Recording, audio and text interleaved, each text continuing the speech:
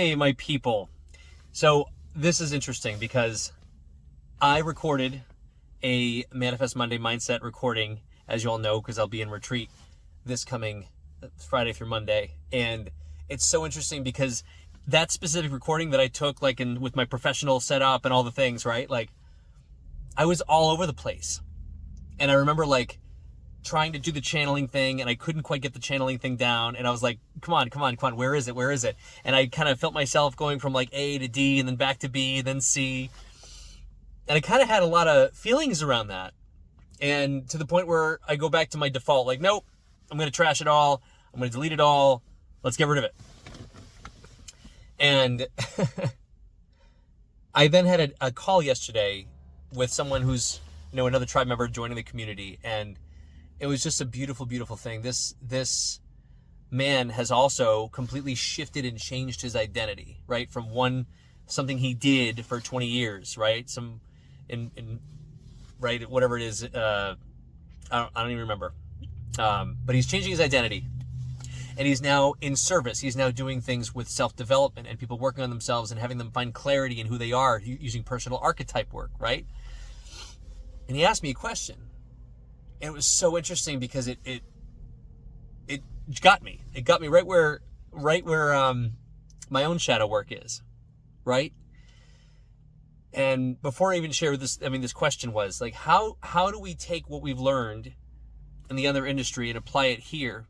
Because the worst fear for him was to set up, right, like a retreat or set up an all-day event or set up a workshop or set up anything and then have no one come.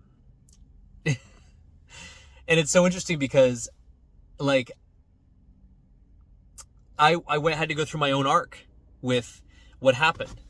And I went to my real estate background first because to honor my former identity and my former ego, I never had that happen because I realized I had sidestepped it. I had bypassed that whole healing process for me because instead of when I had a story to tell, I didn't just set up my own little Zoom 2008-9, right? I didn't set up any of my own stuff. I was asked to come and speak to somebody else's group, right? At the Boston area was the first group I spoke at in Waltham, Massachusetts. Boston Area Real Estate Investor Association. And I didn't even know I had something to share. But they had me share the first 5 deals that went horribly, horribly wrong. And the result of me opening up about what happened to me in my first 5 deals in real estate, and oh my God, they can go completely wrong, and I'm still around, I'm still alive, and I had learning lessons from it and a whole bunch of mindset stuff. It opened up so much for me. People in that room wanted me to coach them. I just told you how I lost everything in these 5 deals. What do you mean you want to coach? I don't even know what a coach is. And I had another person in there, my first private money investor, that came to me in that group. So I bring that up because I sidestepped. I never had something to share with someone that I thought was really valuable, and setting up a program and then putting something on and asking people to come and attend, and they didn't attend. So I bypassed that by leveraging other people's groups. And it's funny because now that I've been shifting, right, my identity from being the real estate know-it-all expert guy that does all these things and has a big following and travels around the country and speaks at these events, when I do what I'm really being called to do, and in this case, right, put on a retreat for soul purpose workshop, right? I want to help people find their true calling using their unique gifts, talents, and abilities, and melding them with, different workshopping and tests and personality assessments, and then different exercises.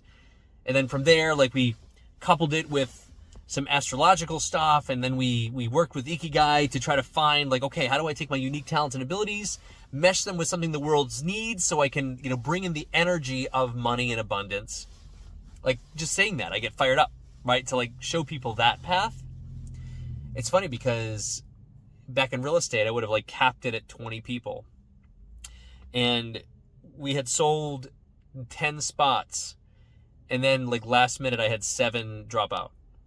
Or drop out or no show, or so we ended up having 3 people, and I had to sit with that. That was my medicine. That was me and my ego wanting an outcome. That was me really yearning for like importance and like, this is me. It's a little kid. Like, look at me. I have something to share. I have something that I know can help people. But I still made that about me when I felt that disappointment when I only had 3 people. And doing the work now, I was able to shift that really, really, really fast into, okay, I've got 3 people. How can I pour into these 3 people more than I could have ever poured into anybody back in the day, right? Like, or if I had like 15 people at a workshop, I'm going to make this so impactful for these 3. And I brought up another question. What if no one showed up? What medicine would that be for me? If I went through all this work, put on this thing, knew it was valuable to people, and no one showed up, would I still put on the workshop? That was a beautiful, beautiful question to ask myself. And I had to journal and think about that, right? Like, and this is the topic of today's conversation. If you have something to share with the world, who are you to determine, to attach yourself to an outcome, to attach yourself to an idea of how many people should be the ones to listen to it? If you have something to share with the world, don't let your ego get in the way of you sharing your message with the world. Because as I've learned, and as most people are learning, right? Like, your tribe will find you. My real estate people all found me when that was the biggest part in my life and the biggest part of my journey. Now that I've shifted into self-development, into healing work, into spirituality, into all of this crazy stuff that a lot of the real estate people no longer believe in, I had to feel, right, the contrast between pulling in, 200 or 300 people into a room and winning these awards for having the best talk versus now having very little to any people, right, saying yes. But this is part of the journey. And this is part of everyone's journey. Tony Robbins had 3 people come to his first seminar when he started speaking.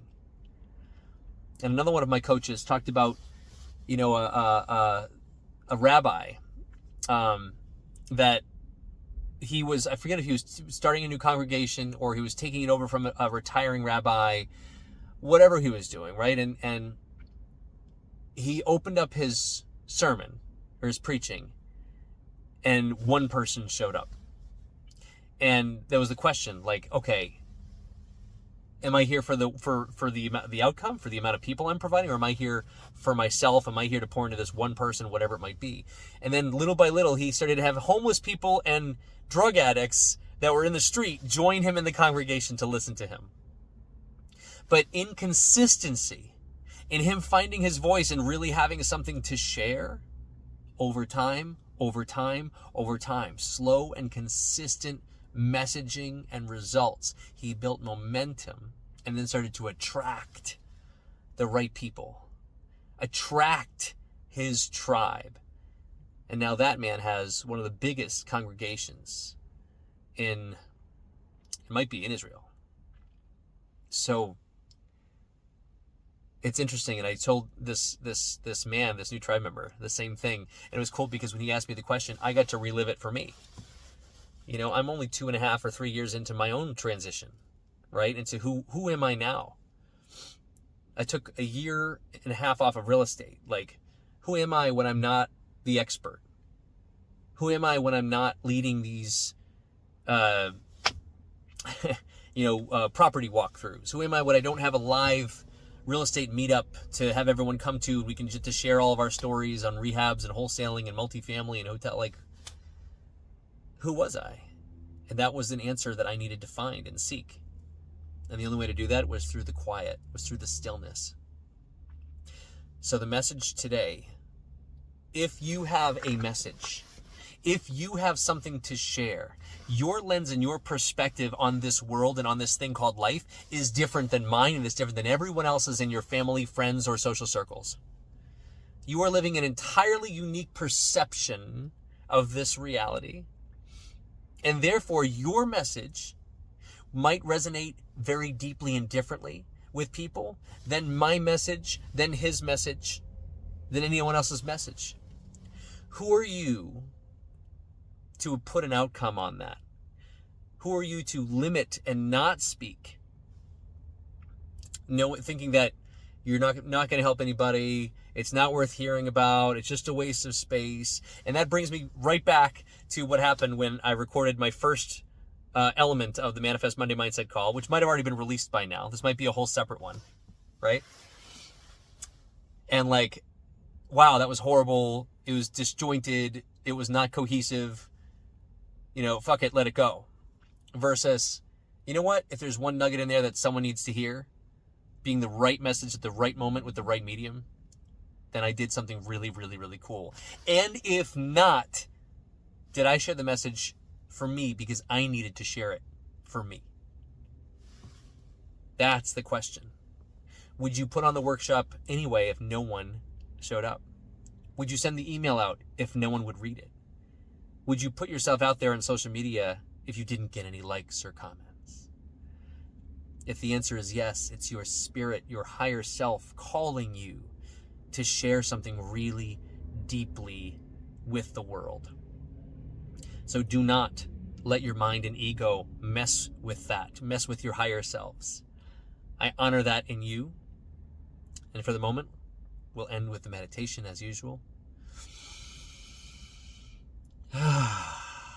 Thank you, universe. Thank you, higher selves, for giving us this amazing week, this day, to once again live in full abundance, in full gratitude, in full joy, knowing that every single moment we get to cherish, every single moment we get to experience in this life, every single moment we are a co-creator with the universe, knowing that we are not our mind and our thoughts, we are not our emotions. We are able to tame and to observe and to witness and to love all of the parts of us that are here today. All of the pieces, all of us. The answer is always love, meeting everything with compassion. How do I choose to show up for me today? Alignment question 1. Who do I choose to show up for in a meaningful way? Alignment question 2. And number 3. What's one step, one inspired action I can take today that moves me forward to that which brings me the most excitement or passion in my life? And can I do that without any attachment to the outcome and knowing that it's just the journey, it's the process, and it's the becoming that is everything? I choose to be. I don't have to do anything. And I'll start the week with just sealing just a deep breath. Take another deep breath in.